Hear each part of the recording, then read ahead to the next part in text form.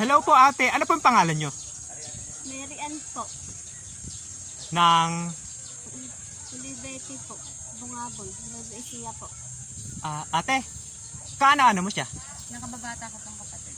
Bali, kung hindi niyo po mamasamin, ano po yung karamdaman ni Mary Ann? Nagkaroon po siya ng bukol sa tiyan. Lumaki po yung tiyan. Bali, anong month niya pa po napapansin na mayroong kakaiba sa tiyan niya? By December 2025 po hanggang ano po yun, January. Tapos February po, dun po na po siya sinamahang magpa-check up. Ano po yung findings ng doktor nung na-check up po siya? Nung una ko pong check up sa kanya, nire-refer po kami sa ospital para po magamot o matignan po ng mga specialista na doktor. Sa ngayon po, wala pa pong findings kung ano po talaga yung ano niya, karamdaman niya po. Ate, pwede po bang makita yung bukol mo sa tiyan? Ay, medyo malaki na nga po pala. Para ka na pong 9 months na buntis. Bali, hindi ka po ba nahihirapan sa sitwasyon nyo ngayon? Medyo lang po. Ano po yung nararamdaman nyo ngayon na meron kayong ganyang... Naninigas lang po. Masakit po. bali, paano pag kumakain ka?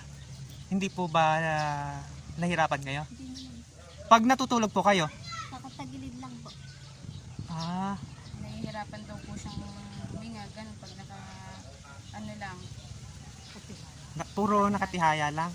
puro tagilid lang Ay, po. tagilid lang pa. Hindi po siya makatulog ng nakatihaya. Naka-MJS po siya noong 2020 na rin po. Dahil naman po yun sa bukol ng kanyang ilong. Bali na picture ka na po pala sa KMJS nung 2020. Ano po nangyari naman doon nung na-picture po kayo? Yung pinagbubuntis ko po yung panganay ko, hindi ko po namamala na lumalaki na po pala yung ilong ko. Bali, pina-check up nyo din po ba yung ano nyo nun? Ano po yung sabi ng doktor? Bakit lumalaki yung part ng mukha nyo? Wala rin pong specific na makita yung mga doktor kung ano po talaga yun. Sabi inflammatory, parang pamamaga, pero hindi naman po siya nun na operahan. Naggamot lang po siya ng 1 year. 1 year. Bali may gamutan na. Naggamot lang po siya ng 1 year na po ata yun.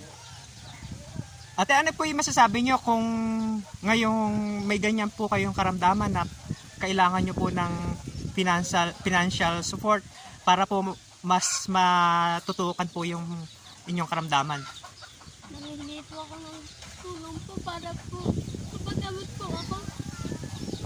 Para po gumaling na po ako. Dalawa po kasi po anak. Wala po kasi yung asawa ko po. Hindi mo kasi nakakatulog po kami. Ako na lang po yung iniisip ko ng asawa ko. Kawawa po yung dalawang anak ko namin. Kawawa rin po yung asawa ko. Hindi po nakatulog pag gabi rin po. Nagtayan din po ako.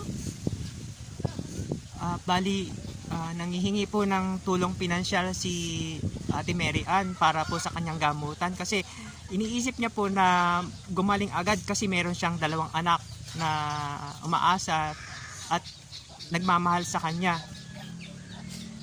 Siyempre, bilang isang ina, mas priority pa rin niya yung pamilya niya ngayon.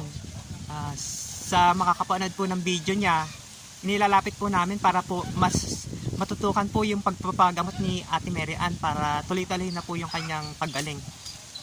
Ate, ano pa po yung pwede niyo sabihin para naman mas matugunan po yung inyong karamdaman or mas may makakita na mabuting puso para matulungan po kayo? Gusto ko po mapagaling na po ako. Para po hindi po kawawing 2 anak ko po. Para po yung asawa ko po nakakatulog na rin po pag naoperahan na rin po ako. Ayan po yung gusto ko lang po. Mapadali na po yung sa tiyan ko po. Ate, lagi ka pong magdasal pa na sana mabilis kang gumaling para po sa inyong pamilya. Yun lamang po at maraming salamat.